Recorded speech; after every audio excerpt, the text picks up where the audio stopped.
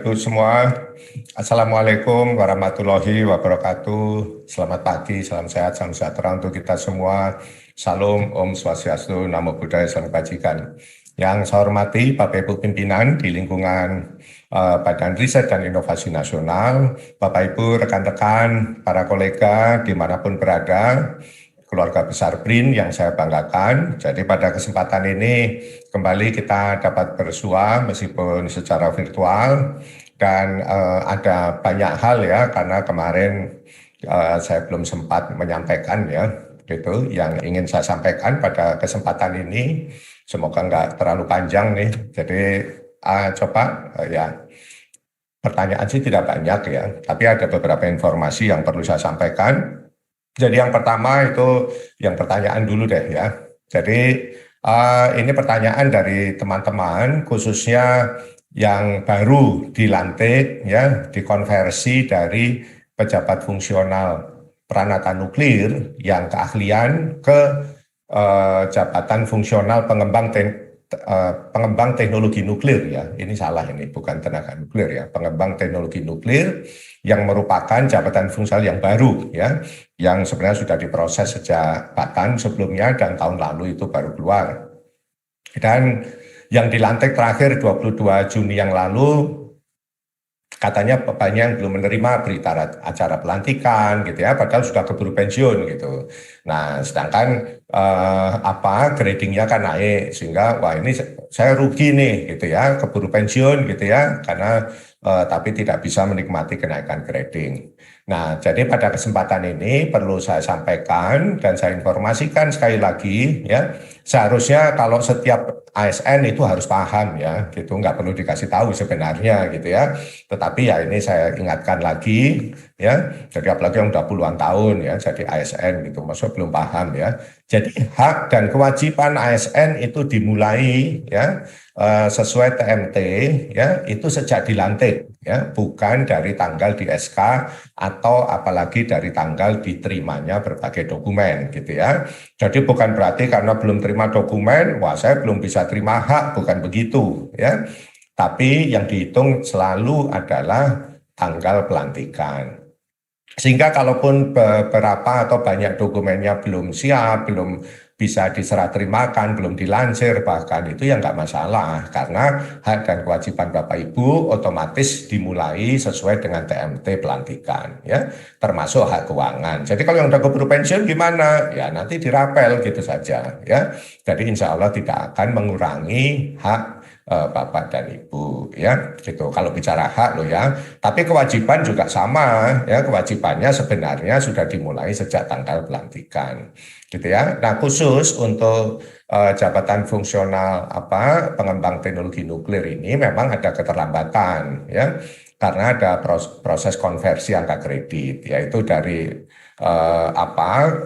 jabatan fungsional yang lama yang sebelumnya namanya peranata nuklir ke pengembang teknologi nuklir karena macam-macam juga berubah begitu ya.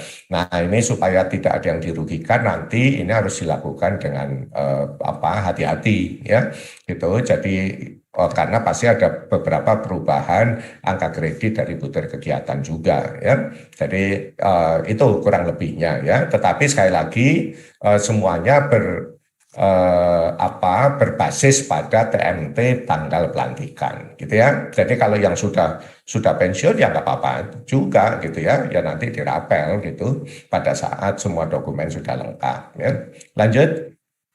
Yang kedua apa ini ya? Nah, ini proceeding lama dari konferensi sebelumnya ya. Kami punya konferensi sebelumnya, proceeding belum diterbitin gitu ya. Padahal itu perlu untuk angka kredit, nah, katanya begitu ya. Jadi, nah ini nggak bisa belum diterbitkan juga karena ada perubahan katanya begitu ya. Ya, karena semua proses sekarang ada di Direktorat RMPI atau Brinpres yang ada di bawah Deputi Fasilitasi. Jadi perlu saya sampaikan bahwa BRIN tidak menerbitkan proceeding dengan dana DIPA. Ya, jadi saya paham bahwa dulu kita terbiasa, ayo kita bikin konferensi, entah konferensi apalah ya, terus bikin proceeding, nah nanti kan dapat angka kredit gitu ya. Jadi dalam tanda petik untuk membantu ya dapat angka kredit. Nah, itu yang tidak boleh lagi dilakukan, ya. Gitu, mohon maaf ya. Jadi itu tidak boleh lagi dilakukan. Karena itu sama saja dengan kita melakukan subsidi kinerja, ya, memakai APBN. Jadi tidak benar itu. Padahal APBN itu anggaran yang disediakan negara untuk pembangunan, bukan untuk ASN-nya, gitu ya. Untuk ASN sudah ada, yaitu belanja pegawainya, gitu ya. Jadi tidak selayaknya dan tidak sepatutnya ya kita memakai dana APBN yang untuk program pembangunan dipakai untuk memfasilitasi ya karir ASN-nya. Itu tidak betul ya. Gitu, karena kita ini diharapkan untuk bekerja ya memanfaatkan dana APBN itu untuk melayani masyarakat, bukan untuk diri kita sendiri ya. Kalau itu nanti APBN-nya untuk ASN-nya gitu ya, jadi tidak benar gitu.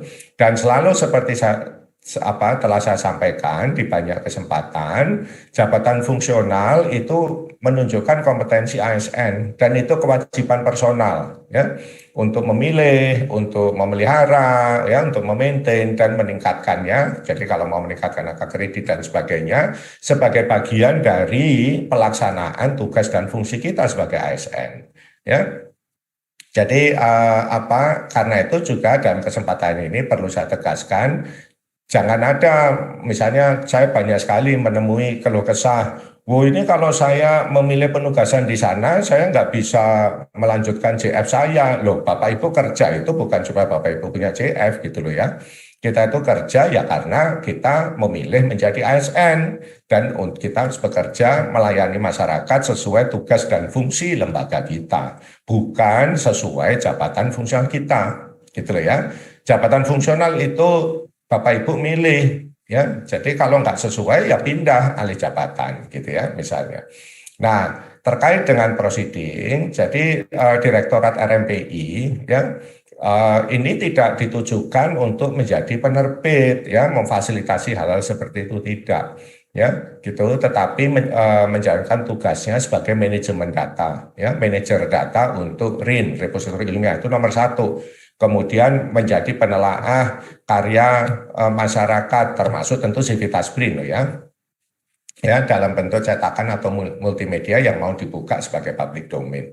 Dan juga untuk saat ini itu masih kita ada penugasan untuk mengelola editorial office ya dari jurnal yang diterbitkan BRIN ya. Gitu. Meskipun jurnal-jurnal ini kita tidak terlalu mensupport sebenarnya. Karena apa? Yaitu tadi kalau kita support jurnalnya sama saja kita mensubsidi kinerja ASN ya, sekedar supaya dapat angka kredit, akan repot lagi kalau begitu ya.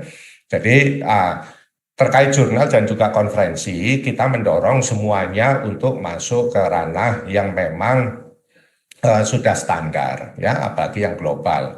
Sehingga apa yang Bapak Ibu hasilkan di proceeding maupun jurnal itu memang memiliki makna diseminasi yang sebenarnya, ya, memiliki makna dan benefit yang bisa diperoleh oleh negara. Gitu. Jadi bukan sekedar untuk dapat angka kredit Bapak dan Ibu ya. Jadi ini yang perlu saya tekankan karena saya tahu lah ini kebiasaan lama kita kan gitu. Jadi janganlah itu dilanjutkan ya. Itu sama sekali tidak keren gitu ya. Jadi karena itu khusus untuk konferensi kami mendorong semua konferensi itu diintegrasikan dan jadikan levelnya itu internasional, bekerja sama dengan himpunan profesi kalau perlu nanti ya, diintegrasikan dengan himpunan profesi masing-masing gitu. Jadi kita akan mendorong himpunan profesi untuk mengelola konferensi nasional dari setiap bidang ya, gitu, bekerja sama dengan penerbit global sehingga konferensi itu betul-betul itu memenuhi standar global yang seharusnya dan tidak sekedar sekali lagi untuk cari angka kredit ya, dan bisa menjadi ajang diseminasi dan interaksi ilmiah di level yang seharusnya ya. Sehingga karena apa? Karena proses seleksi dan reviewnya pasti lebih ketat gitu ya.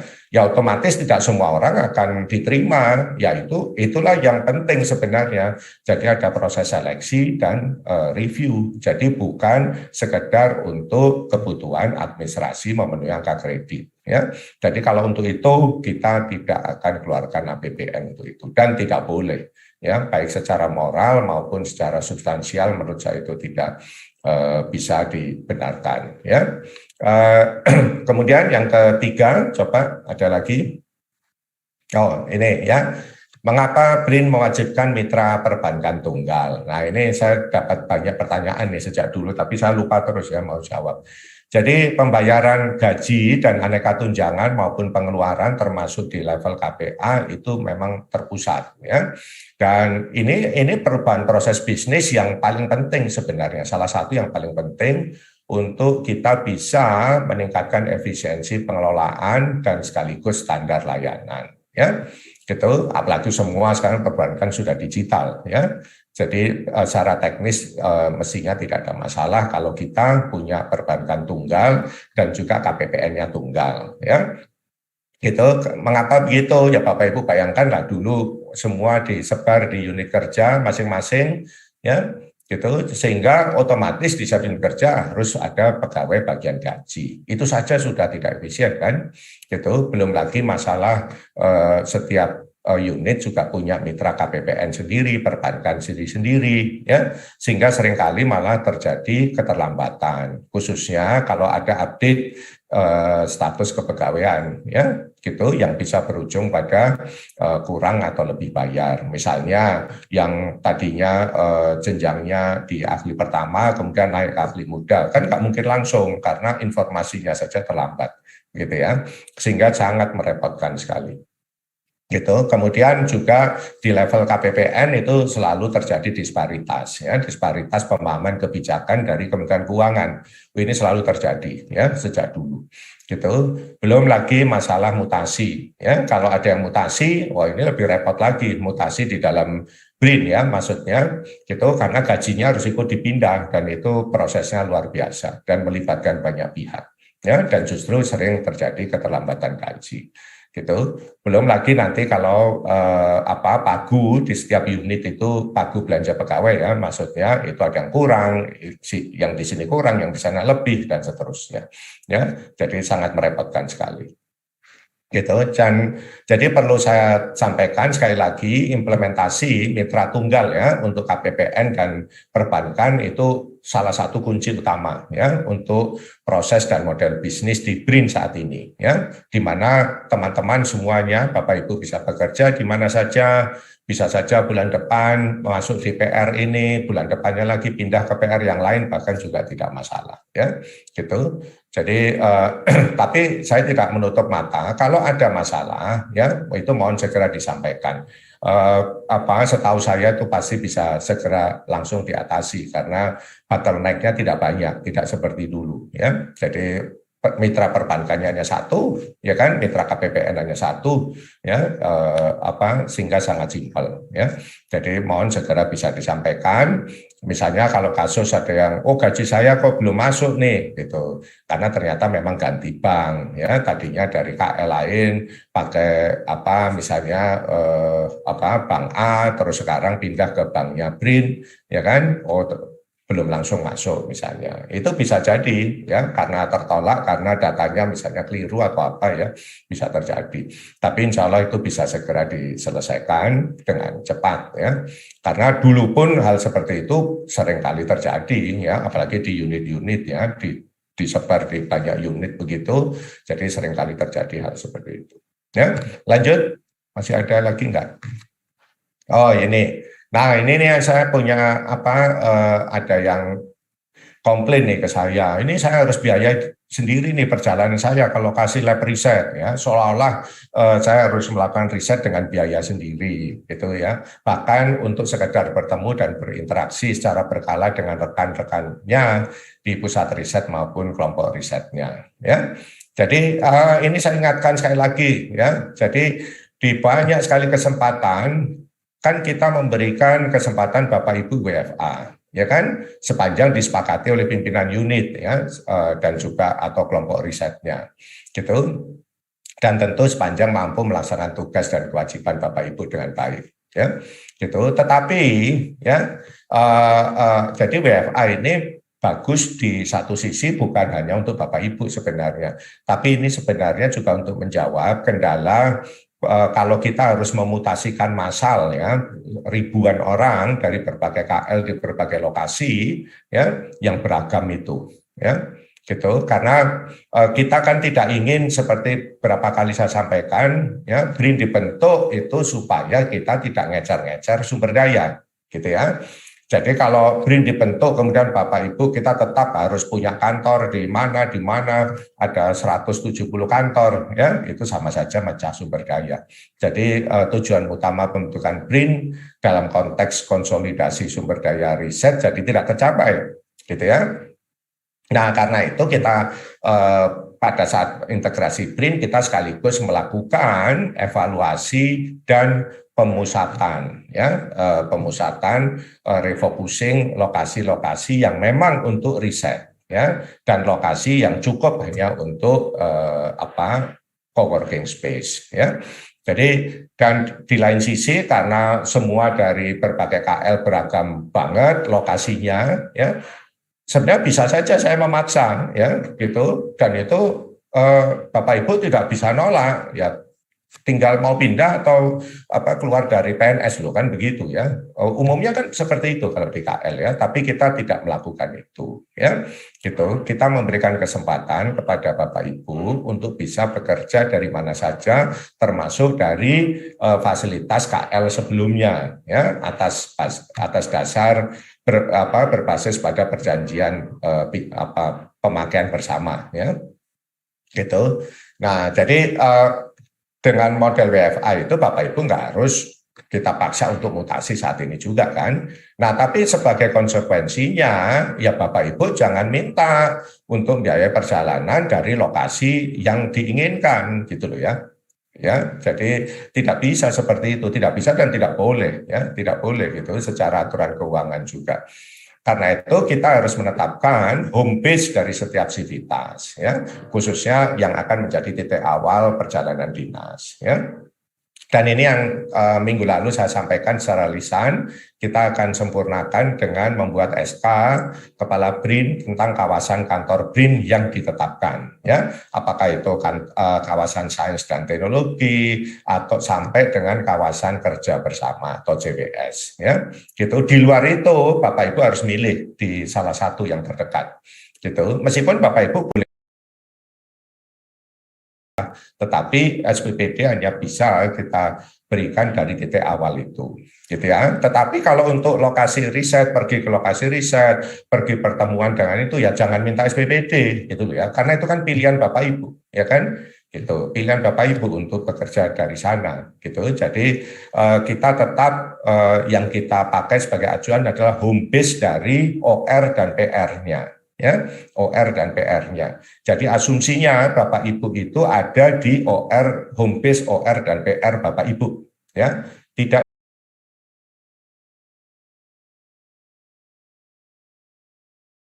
mau ke lokasi riset, misalnya lokasinya ada di mana, misalnya ya, ada di Cimahi misalnya, tetapi lokasi risetnya ada di Cibinong, ya itu risiko kalau harus jalan sendiri ke Cibinong, ya. Jadi tidak bisa minta SPPD karena home base PR Bapak Ibu ada di Cibinong. Gitu. Itu sebabnya ke depan ya untuk jangka panjang saya mendorong Civitas untuk mulai merencanakan karir dan pilihan lokasinya yang permanen ya gitu. Jadi dan skema seperti ini ya ini yang maksimal yang bisa kita lakukan ya sebagai lembaga pemerintah begitu, daripada kita harus memaksa Bapak Ibu untuk mutasi ke lokasi home base dari PR dan OR-nya ya. Jadi harus dipisahkan ya home base untuk lokasi PR dan home base dari lokasi Bapak dan Ibu sebagai sivitas ya. Jadi kalau ada urusan PR, urusan riset itu yang dipakai basis adalah home base dari PR gitu ya. Jadi seperti itu. Tapi kalau Bapak Ibu ditugaskan untuk kemana begitu ya, yang akan dipakai sebagai titik awal perjalanan dinas adalah lokasi home base Bapak Ibu sebagai sivitas. Ya, misalnya tadi yang di Cimahi home base-nya memakai misalnya CWS di Cisitu. Nah, itu yang dipakai gitu ya.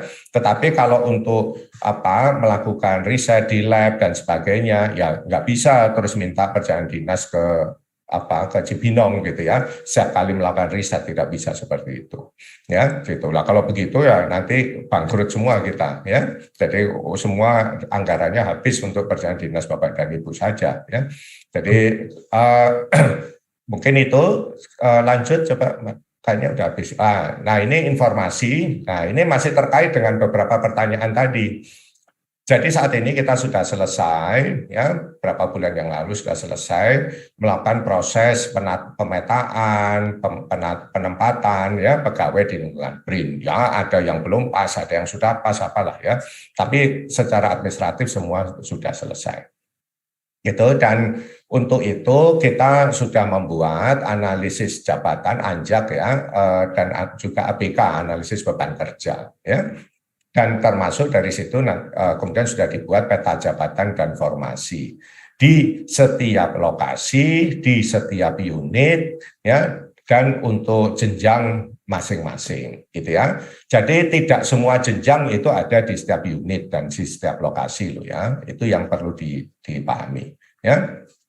Nah, karena itulah sebabnya tadi yang saya sampaikan ya, jabatan fungsional itu ya, itu bukan kita bekerja untuk jabatan fungsional, tidak begitu ya.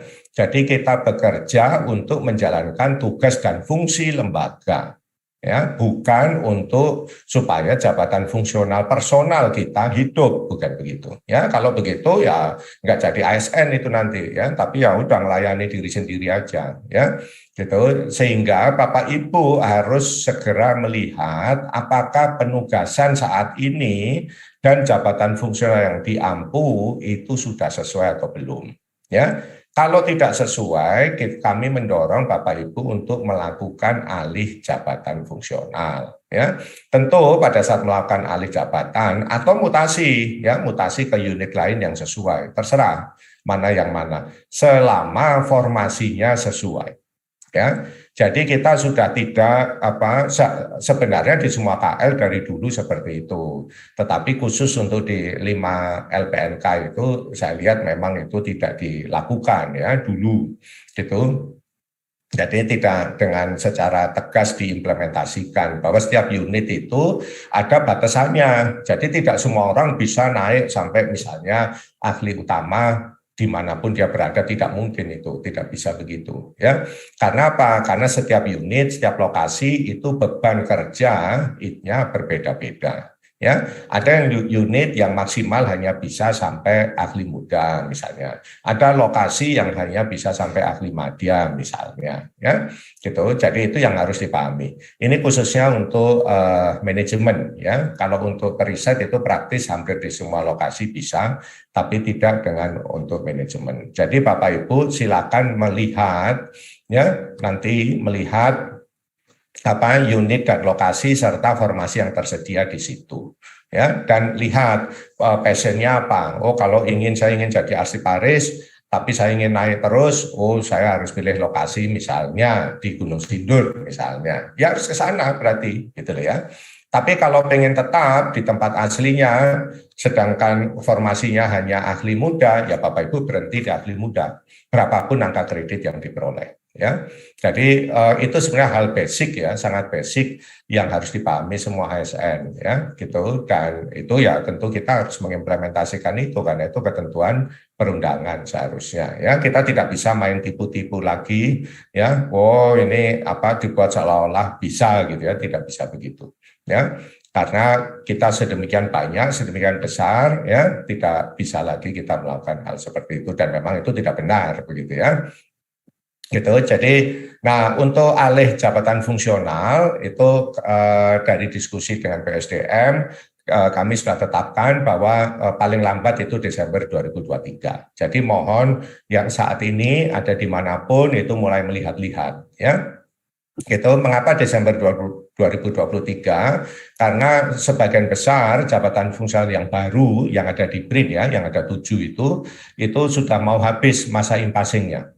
Ya, jadi ini kesempatan sebenarnya karena setiap jabung baru itu ada masa impasing 2 tahun ya, jadi itu privilege untuk jabatan fungsional yang baru dibuat ya, dan itu akan habis tahun depan. Jadi mohon Bapak Ibu bisa mensegerakan gitu ya. Jadi saya sangat mendorong Bapak Ibu untuk impasing ke jabatan fungsional yang baru kalau bisa, karena itu pasti lebih sesuai dengan tugas dan fungsi Bapak Ibu saat ini. Ya, apakah itu analis data ilmiah, analis pemanfaatan iptek dan sebagainya. Ya, gitu. Jadi tidak bisa lagi misalnya nih, ini yang banyak saya lihat loh ya. Misalnya teman-teman di kepegawaian, tetapi jabatan fungsionalnya rekayasa gitu ya. Saya nggak ngerti dulu bagaimana bisa seperti itu gitu ya. Padahal itu tidak mungkin gitu loh ya. Jadi tidak bisa lagi kita dan janganlah dilakukan hal-hal seperti itu karena itu nanti akan membuat inkonsistensi dan masalah pada Bapak Ibu sendiri ke depan ya. Gitu. Jadi saya yakin Bapak Ibu punya passion dan Bapak Ibu akan lebih memilih passionnya daripada sekedar supaya bisa pensiun 70 gitu loh ya. Jadi saya yang nggak sesuai itu tolong bisa segera menyesuaikan ya. Gitu mumpung masih ada kesempatan impasing. Jadi ini proses alih jabatan yang tidak rumit ya, dan Bapak Ibu bisa alih jabatan di jenjang yang sama sehingga insya Allah tidak dirugikan secara angka kredit ya. Oke, jadi Desember 2023 loh ya, karena lewat dari itu mungkin kita akan lebih sulit lagi untuk melakukan alih jabatan fungsional. Lanjut, masih ada? Oh ini terakhir mungkin ya. Nah ini khusus saya mengingatkan ya, penugasan ya untuk 3 deputi terkait kebijakan ya, untuk segera kita membahas dan memfinalkan proses bisnis ya. Jadi untuk itu kita akan melakukan pertemuan ya, insya Allah minggu ini seluruh sivitas saja ya, tidak usah dipilih, udah seluruh sivitas saja dari Deputi Kebijakan Pembangunan, Kebijakan Riset dan Inovasi, dan Riset dan Inovasi Daerah ya. Karena ini 3 deputi yang sebenarnya saling terkait sekali. Kemudian untuk OR ya, para kepala OR mohon dapat segera memfinalkan fokus program ya di rumah program masing-masing sesuai pagu untuk tahun anggaran 2023 ya. Dan yang penting itu adalah bagaimana kita tidak hanya fokus programnya tapi strateginya ya, strategi untuk merealisasikannya. Karena itu yang sulit gitu ya. Jadi langsung harus dilihat jadi jangan punya cita-cita saja tapi nggak lihat temannya, ternyata temannya nggak ada yang punya kapasitas dan kompetensi untuk meraih itu. Kita harus rasional juga gitu ya. Jadi cita-cita boleh tetapi kita harus melihat juga kondisi existing ya kan, bisa tidaknya teman-teman itu ada di level apa gitu ya. Kalau masih bisa kita support dengan berbagai skema yang ada, misalnya melalui kita ajak kampus juga, kita ajak luar negeri juga supaya jadi bisa, ya kita lakukan. Tapi kalau tidak sama sekali, ini tidak mungkin ya, kita harus berpikir ulang gitu ya. Itu yang saya maksud sebagai strategi. Jadi bukan cuma bikin cita-cita, tapi tanpa punya strateginya bagaimana meraih cita-cita itu ya. Kemudian nanti kita bahas ya fokus ini ya, insya Allah sampai awal bulan depan, dan sehingga kita Bapak Ibu Kepala OR bisa segera membuka call for proposal dari fokus-fokus program itu ya, misalnya ada fokus program A ini dibuka, ada fokus program B ya kan, meskipun misalnya itu terkait pangan tapi kan mungkin ada yang misalnya pembuatan bibit unggul untuk tebu misalnya ya, dibuka siapa nanti yang bisa gitu ya, sehingga kalau ada yang kosong kita bisa segera mencari strategi dan opsi lain ya. Gitu. Jadi sekali lagi call for proposalnya itu harus dilakukan bulan depan sehingga kita masih punya waktu untuk punya strategi yang lain kalau memang ternyata tidak ada yang bisa gitu ya, atau kurang misalnya, yang bisa hanya di bagian tertentu saja, bagian yang lain sama sekali nggak ada misalnya ya. Gitu. Kemudian Nah, itu akan dilanjutkan dengan pembahasan strategi pendanaan. Ya, pendanaan dalam arti luas ya, termasuk penyediaan infrastruktur ya dan juga mobilitas periset ya. Jadi itu akan kita lakukan sebagai bagian untuk mensupport fokus program dan strategi pelaksanaan dari OR-OR itu. Ya, gitu. Dan bagaimana kita melibatkan pemangku kepentingan yang lain, khususnya dari rekan-rekan kita di kampus, di dalam maupun luar negeri, ya lembaga riset luar negeri juga, dan juga dari industri, ya industri terkaitnya ada atau tidak misalnya ya. Kalau industrinya nggak ada, terus apa yang mau lakukan misalnya kalau ya kan tidak bisa, ya. Nah kemudian terakhir ini. Jadi untuk SKP, jadi saya baru mendapatkan informasi bahwa SKP untuk tahun ini itu pengisiannya diperpanjang sampai 31 Oktober bulan ini ya karena ternyata banyak yang belum paham cascading dasar penugasannya gitu ya. Jadi ini terkait tadi yang saya sampaikan bahwa ASN itu bekerja untuk menjalankan tugas dan fungsi yang ditugaskan kepada lembaga, bukan untuk mendapatkan angka kredit supaya jabatan fungsionalnya hidup, bukan itu ya. Jadi dan setiap lembaga itu sudah diberi tugas gitu ya. Ada di PRPJMN, ada di Ratas, di Rapin, di rapat paripurna yang selalu saya ikutin terus juga ya. Gitu, kita sudah ada penugasan itu. Nah, itulah yang harus kita lakukan. Gitu, dan ASN di dalamnya harus melakukan sesuai itu gitu ya. Apakah nanti kemudian ada yang jadi angka kredit itu urusan masing-masing. Jadi kita kantor tidak boleh terlalu fokus ya, apalagi sampai membiayai ya supaya dapat angka kredit, bukan begitu ya. Karena itu cascading dasar penugasan itu harus dipahami ya gitu. Ya tentu kalau di situ kalau bisa ya sesuai dengan jabatan fungsionalnya. Itu sebabnya tadi saya sampaikan yang tidak sesuai atau belum sesuai jabatan fungsionalnya mohon bisa segera alih jabatan. Ya, banyak sekali jabatan fungsional yang terbuka untuk Bapak dan Ibu, setidaknya kalau di BRIN ada 11 ya. Jadi silakan untuk melihat semuanya dan berpikir melihat jangka panjang yang sesuai dengan passion dan kapasitas dan kompetensi masing-masing ya. Jadi seperti itu. Jadi semua ASN itu harus saat ini itu harus bukan menunggu ya komando, bukan menunggu kapling pipa ya, tapi harus berpikir ya bagaimana menjalankan tugas dan fungsi dari lembaga dan kemudian bagaimana itu bisa disinergikan dengan kepentingannya sebagai personal untuk terkait dengan angka kredit dan jabatan fungsionalnya ya. Jadi mungkin demikian yang bisa saya sampaikan pada kesempatan ini ya. Jadi semoga